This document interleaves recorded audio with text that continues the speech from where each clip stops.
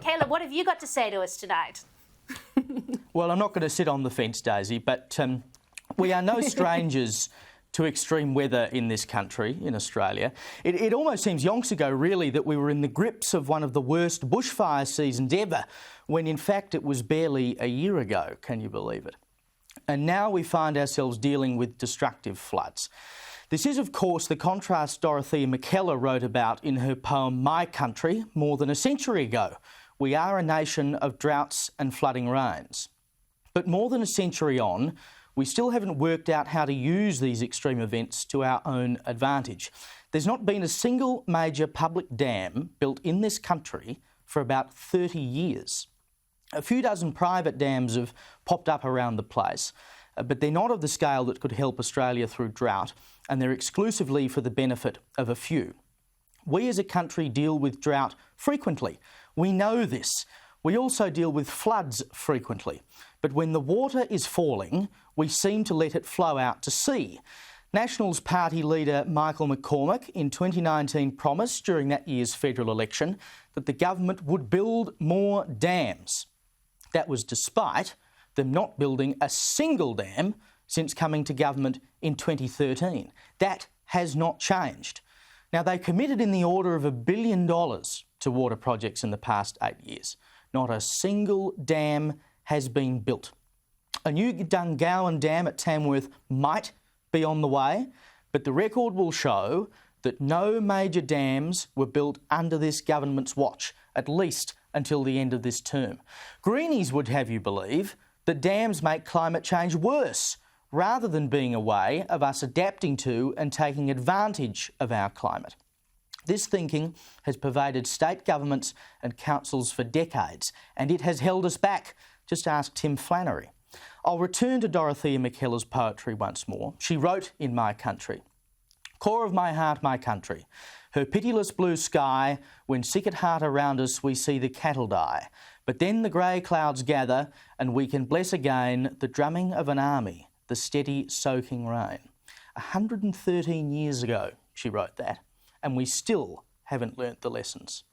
When the rain falls, we need to harvest it for the times when it doesn't fall. It's not a hard concept.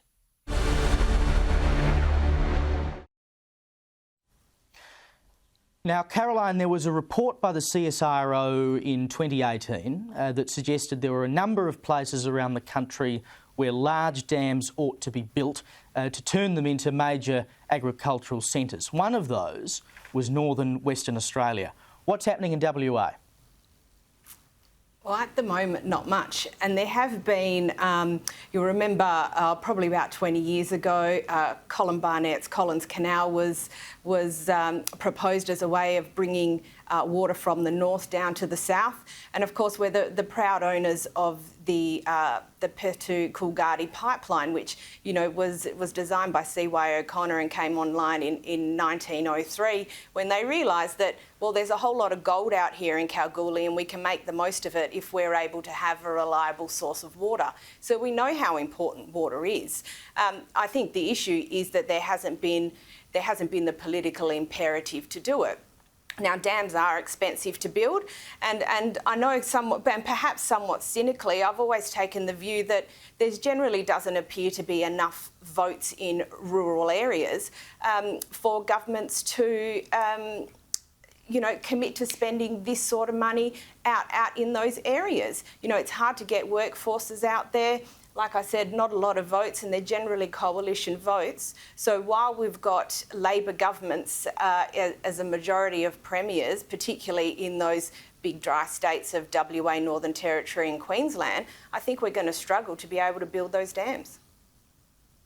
Well, Victoria is another good example of that, Justin, where you are from. Your Water Minister, Lisa Neville, has already said there will be no more dams in Victoria. We're not going to build them. She's ruled them out. I mean, is this good policy? Is this good thinking when we know that we are a country that continually goes through drought and we have floods and we let the water disappear? Yeah. Look, I like the idea of harnessing what we've got and the conditions that we're in, because I think you're right. We don't pretend that we're in another country. We should, always act like we're here and deal with what we've got. I'm not opposed to the idea of building new dams. I think the problem with dams, it's become an incredibly political issue where people on the right say, hey, we need more dams, we need lots of them. People on the left traditionally say, oh, no, we can't have more dams. The truth is somewhere in the middle, and it's one of those things that has just become so political that it's a little bit like guns in the United States. You're a right-wing nutbag if you talk about guns and if you like guns, and you know where I'm going with that. And I think dams have become a little bit like that. I will say this, though. Environmental flow, you do not need to be a greenie to be able to say that natural environmental flow is an incredibly important thing. And we don't want to knock that on the head while we're looking at more dams. And also, who runs them? Who is in charge of them? We had that awful situation during the floods just outside of Sydney where we had one of the dams that was possibly going to overflow and put communities at risk. And the water minister, the Emergency Services Minister in New South Wales sort of blew a gasket and said that he had told them to drain some of that water off. And I look at that and I say, well, what the hell's the point of a government if the government isn't able to tell somebody how to run it, if it just gets run by a private water authority? I think those things we've got to, if we're going to look at doing it, we've got to be a hell of a lot better than what we are right now. Yeah, well, you'd think that public utilities would in some way be controlled by public entities like the government. Absolutely. But, Absolutely. I may well be wrong. And Daisy, you're in Queensland, which seems to be one of the only places where they're actually getting a move on with any kind of decent water storage projects. The Rockwood Weir, which is near Rockhampton, I believe work is meant to start next month, in April, actually, on that project, which would be one of the only dams or weirs being built in the country to save water. But there is, I think, as Caroline pointed out before, an unwillingness from some governments, particularly Labor, to do anything that might benefit people in the regions.